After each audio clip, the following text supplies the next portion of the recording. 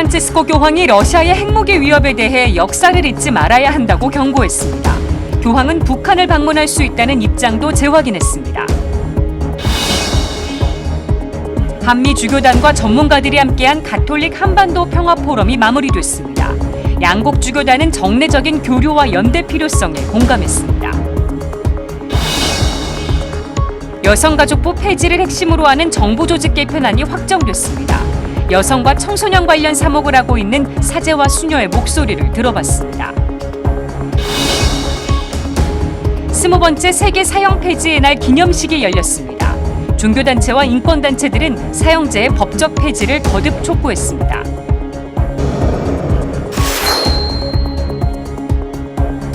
시청자 여러분 안녕하십니까? 10월 10일 월요일 CPBC 뉴스 시작하겠습니다. 프란치스코 교황이 러시아의 핵무기 위협이 심해지는 것에 대해 역사를 잊지 말아야 한다고 당부했습니다. 교황은 북한을 방문할 수 있다는 기존의 입장도 재확인했습니다. 맹현균 기자가 보도합니다.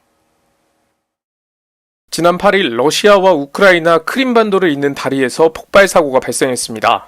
러시아는 이 폭발의 배후로 우크라이나를 지목했습니다.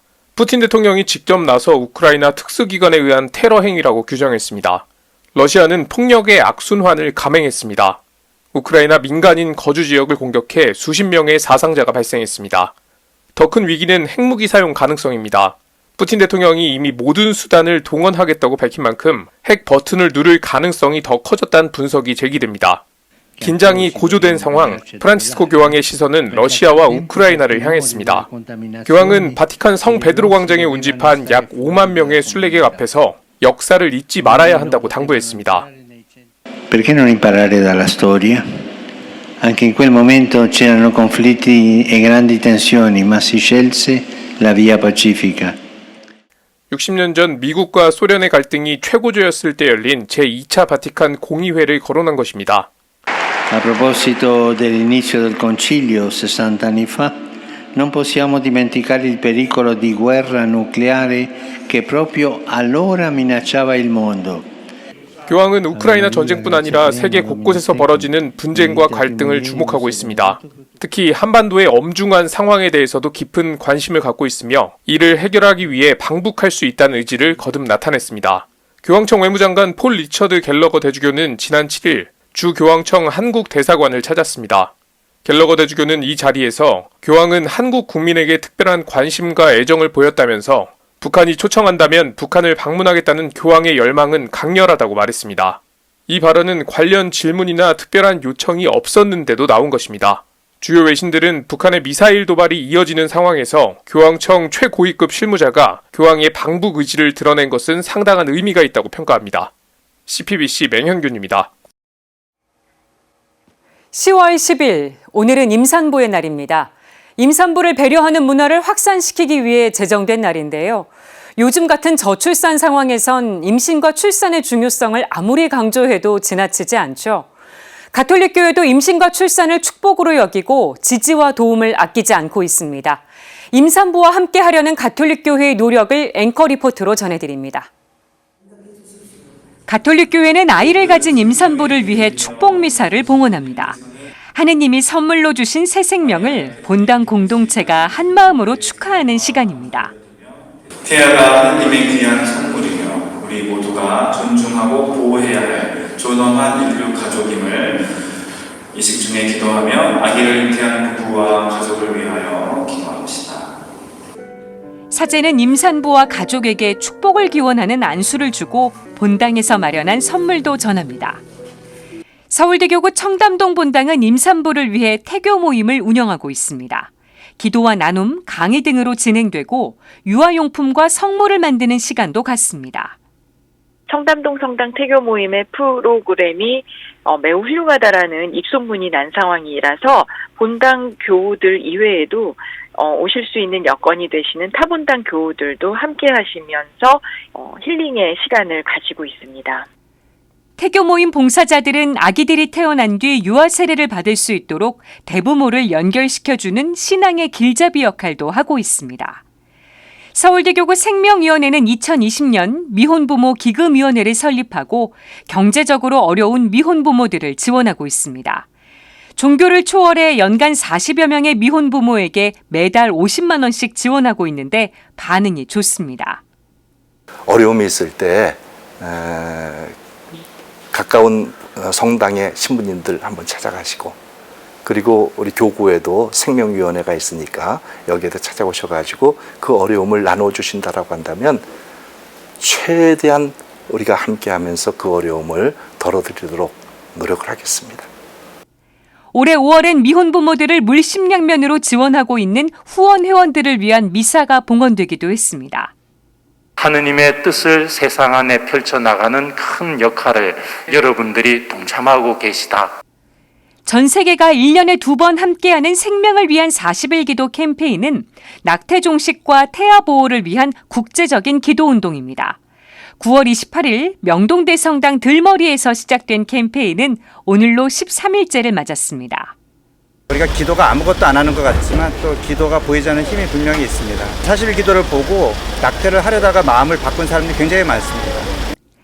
임산부와 태아들의 지원군이 되고자 노력하고 있는 가톨릭교회, 정부도 첫 만남 이용권과 아이마중 앱, 생애 초기 건강관리 사업 등을 통해 임신과 출산을 지원하고 임산부 배려석 비워두기와 임산부에게 순서 양보하기 등의 캠페인도 펼치고 있습니다.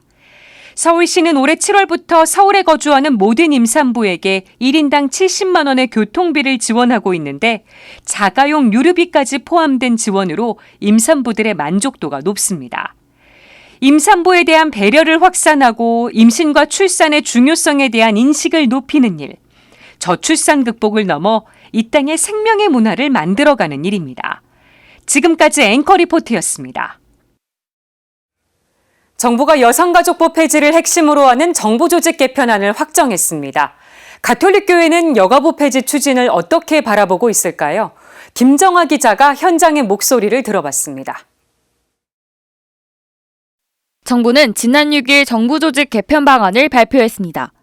윤석열 대통령의 여가부 폐지 공약도 이 개편 방안에 담겼습니다. 여성가족부의 가족, 청소년, 양성평등, 폭력 피해자 지원 등의 업무는 보건복지부와 통합하고 여성 고용 지원 업무는 고용노동부로 이관하는 내용으로 여성가족부 폐지에 대한 현장의 목소리는 어떨까?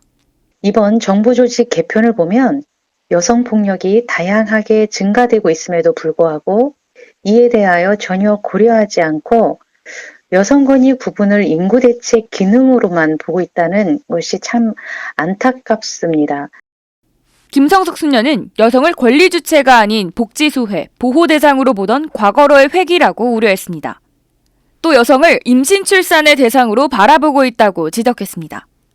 특히 로드맵에서 5대 폭력에 대한 설명은 없다면서 폭력 피해자들의 주거 안정과 일자리 창출 부분이 빠져 있다고 지적했습니다. 폭력 피해자들이 독립하기 위해서 주거 및 일자리 창출을 노력해야 하는데 이 부분에 대해서는 아예 빠져 있습니다. 상담과 치유가 최우선, 안전보호가 확정된 다음 기존에 하고 있는 자립을 위한 일자리 및 주거 안전 지원을 위해서 강화시켜야 합니다. 김수녀는 정부가 현장의 목소리를 들으며 시간을 갖고 여가부의 기능을 강화해 나가야 한다고 강조했습니다. 또 다른 목소리도 있습니다. 여가부는 학교 밖, 가정 밖 청소년부터 청소년 부모 등 폭넓은 청소년 정책을 담당하고 있습니다. 그렇다면 청소년계의 입장은 어떨까? 일단 청소년계의 반응은 아쉽지만 여가부 산하에 있는 것보다는 낫다라고 봅니다. 최 신부는 청소년이라는 대상을 갖지만 지원 주체가 달라 여러 절차를 밟아야 했던 고충을 떠올렸습니다. 학교를 다니면 교육부, 학교를 다니지 않으면 여성가족부에서 담당을 했습니다.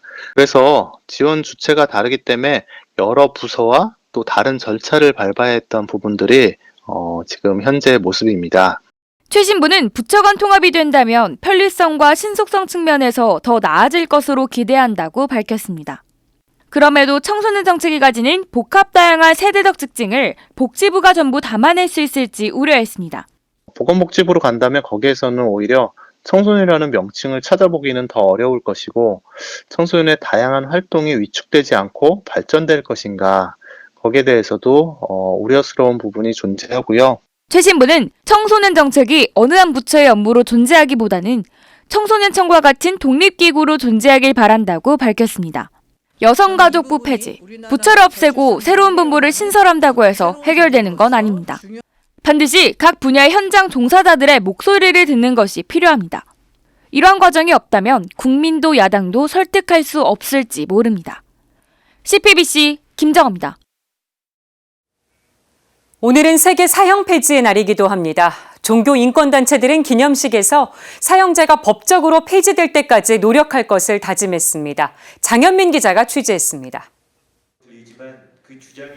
대한민국은 사형 폐지 국가다. 서울대교구 사회교정사무위원장 현대일 신부가 한 글자씩 또박또박 결의문을 낭독합니다. 사형제 폐지의 뜻을 함께하는 종교, 인권단체들이 전하는 결연한 메시지입니다.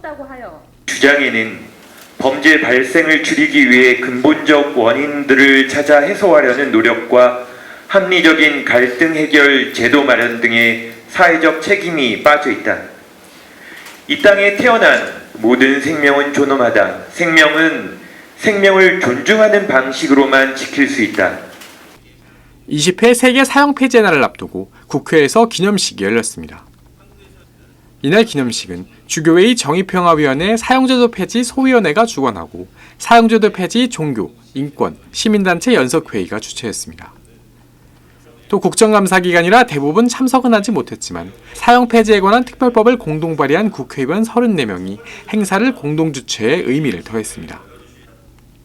국회 법제사법위원회 소속인 더불어민주당 박주민 의원은 기념사에서 국회에서 사형제 폐지 논의가 미뤄지고 있어 죄송하다고 밝혔습니다. 그러면서 사형제는 국회 법사위가 전담해야 할 고유법인 만큼 국정감사가 끝난 후 논의가 될 수 있도록 노력하겠다고 말했습니다. 참석자들은 대한민국이 진정한 인권 선진국이 되려면 사형제를 폐지해야 한다고 촉구했습니다. 한국기독교교회협의회 총무 이용정 목사는 사형 폐지 운동은 사회적 생명운동이라며 이는 철저한 자기 비움과 상호 의존성의 근거에 이루어져야 한다고 강조했습니다. 사형 폐지 운동은 철저하게 자기 비움과 상호 의존성에 근거한 생명운동이 되어야 할 것입니다. 또 윤지연 국제 엠네스티 한국지부 사무처장은 한국의 사형제 폐지는 세계적으로도 강력한 메시지를 보낼 것이라고 설명했습니다. 한국이 사형제를 폐지한다면 비단 한국 내의 인권 증진뿐 아니라 세계적으로 강력한 메시지를 보낼 수 있습니다. 한국의 사형 폐지는 아시아 태평양 지역의 인권 증진의 신호탄이 될 수 있습니다. 한편 기념식을 하루 앞둔 6일엔 세계 사형 폐지의 날 20주년 기념음악회 평화를 말하다 생명을 노래하다가 진행됐습니다. 음악회는 임재성 변호사가 진행을 맡았고 가수 이은미 씨, 장필순 씨가 출연해 아름다운 노래를 선사했습니다.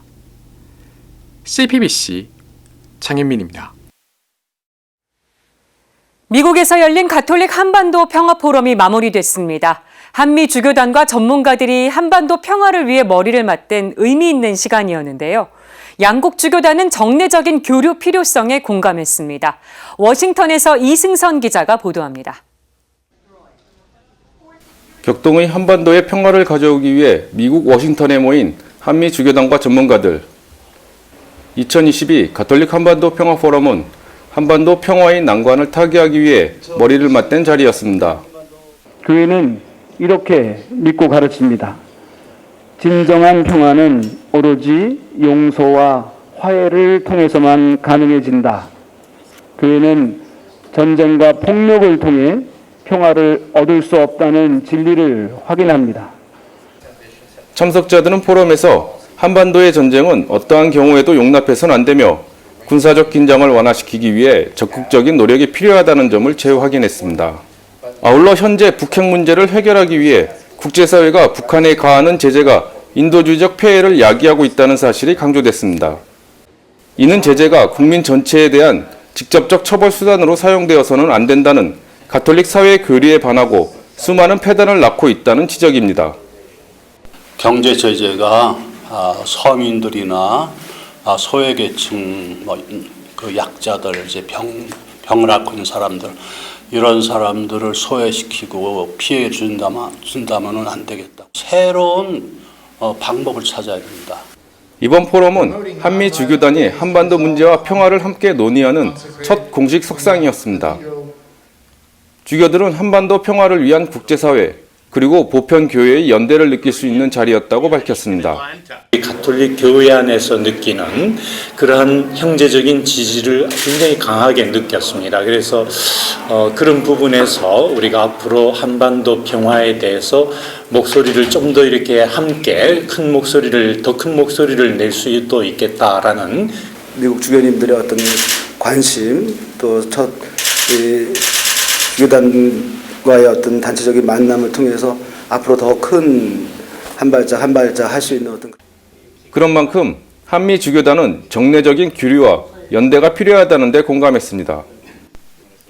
한국 주교단은 적절한 시기에 미국 주교들의 방안을 요청했고 미국 주교들은 초청하면 그에 응하겠다고 화답했습니다.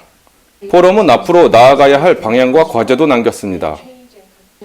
한반도 평화를 위한 국제사회의 연대를 위해 보다 더 구체적이고 적극적인 방안을 모색해야 한다는 점입니다.